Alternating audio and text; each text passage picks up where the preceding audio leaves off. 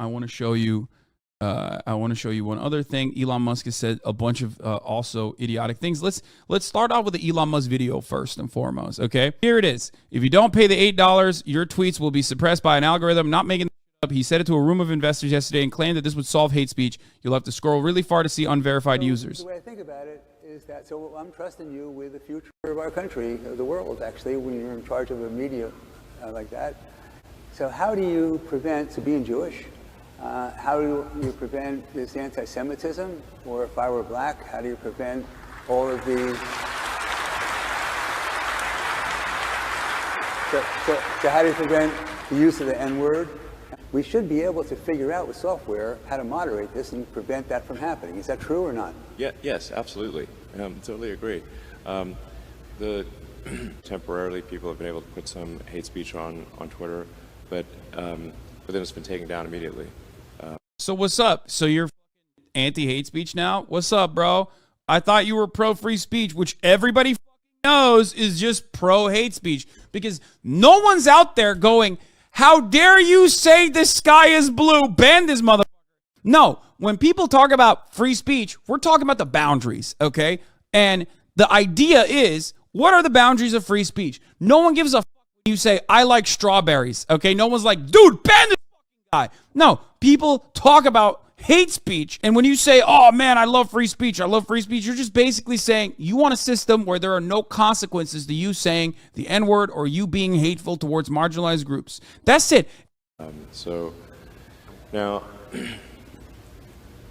part of what I'm trying to achieve with this sort of enabling everyone to be payment verified with Twitter Blue is to try to get as many people payment verified as possible.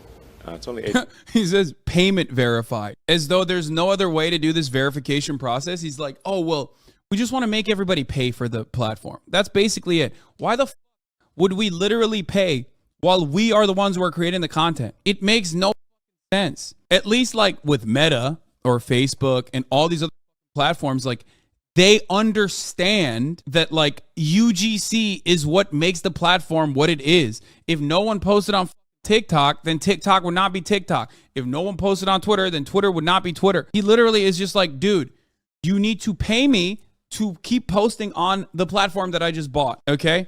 Which makes no sense, because without the posters, there is no platform. And a lot of these companies recognize this, which is why they allow speech and ridiculous content to go through for a very long time, because they realize, like, especially YouTube realized this a long time ago, like if I let white supremacists radicalize people on the platform, they're going to stay on the platform for a long ass time. $1 a month. Although for some people that were complaining about that, and these are people who pay more than that for their latte. I'm going to be one of your Twitter Blue customers. Thank you. But like, it's like paying $8 a month. It's like paying Netflix, but then all the content on Netflix is content you created. You know what I mean? If I'm paying money to a service, that service can't just be hosting my fucking words that end up making other people stay on the platform to read my fucking words. That's insane. Now, yeah, Elon Musk was like, shadow banning is a big problem. So now we're going to shadow ban everyone automatically, and they have to buy their way out of shadow banning. But like UGC, we know you watch Marketing Mondays. You're an Atriarch head. No, I did marketing. Like, I was literally a salesperson. That's my job. My job was advertising, sales, and operations. It's part of its revenue. Part of it is payment authentication. And so if somebody, because there is a huge problem with spam and bots and trolls on Twitter. Yeah, now at least we can get them to pay for it. Like, that's basically what he's saying. And organizations trying to manipulate public opinion. But if we can get enough verified users, and we're going to prioritize Twitter search, replies, mentions by verified users first. He's so fucking stupid. It is mind-boggling. He is quite literally stating Twitter has a gigantic problem with spamming and bots. So we are going to change the process so that they have to pay for it. So then all you see is verified spam and bots. So the real users that don't want to fucking pay for it, because they're like, why the fuck would I pay $8 a month for this shit? Okay, are going to not use fucking Twitter. That's what's going to happen. And search, and you won't really see, you'll have to scroll far to see the unverified users, which will be the No, that's not gonna happen unless it's like, unless everybody who is currently using the platform pays $8 a month to be verified. If that doesn't happen, you're just only gonna have bot spam. Bots and trolls and whatnot. So if something we don't want to see, it gets pushed way down. Yeah, just the basic. So Yeah, the only way to combat hate speech is by paid speech. I love that. This Rex Twitter, in his own words, Connor Camera, you won't really see what your friends are posting, even in your own replies. They don't pay for it. His genius idea is shadow banning free users. Here's them joking about firing half of Twitter staff, yet whining about advertising, claiming we made no change in our operations. According to AddictSec Lou Paz, who was on a call with him Thursday, this is false. There's been a massive change in content moderation teams. So today we fired half of Twitter, and that should save us, what, $4 billion a year? No, it's not going to save $4 billion a year. I wish, but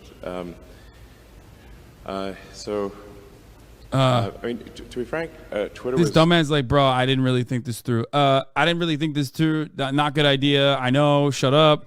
having pretty serious revenue challenges and cost challenges before the acquisition talks started. So, and then we also recently had a lot of difficulty with activist groups pressuring major advertisers to stop spending money on Twitter. This is fake. This never happened. Look, the Starbucks latte analogy is dumb, as a chatter also pointed out in the chat. And here's why. When I go to Starbucks, I don't make the fucking coffee myself for not only myself, but for others as well. Okay? No one's going to Starbucks and being like, all right, time to fucking make this Starbucks myself. Time to make the latte myself. You're paying for a service. You're not literally making the fucking latte yourself and serving it to others. And now Starbucks is like, it was free for you to make your own latte and serve it to others. But now we're going to charge you for it. Like, no one would do that. Like, that latte wasn't fucking free. This is despite us doing everything possible to appease them and to make it clear that moderation rules and hateful conduct rules have not changed, and we're continuing to enforce them. A number of major advertisers have stopped spending on Twitter. This doesn't seem right because we've made no change in our operations at all. It doesn't seem right. But nonetheless, the activist groups have been successful in It doesn't seem right. Why are they leaving my platform? Why are they no longer giving me money? Maybe because I kept antagonizing people over and over again. Please give me money again. Please, please, please. Dumbass. You spent the entire fucking week antagonizing people over and over again. You said what you said over and over again. You kept hanging out with and hyping up like psychotic right-wingers and shit. You posted conspiracy theories. You fired half the fucking moderation teams. And now you're like, oh, I don't know why people don't want to be a part of this now. Like, well, yeah, you fucked it up. You ruined everyone's favorite toy. causing a massive drop in Twitter advertising revenue. And we've done our absolute best to appease them, and nothing is working. So this is a major concern, and I think this is, frankly, an attack on the First Amendment. Yeah, no. This is an attack on the First Amendment.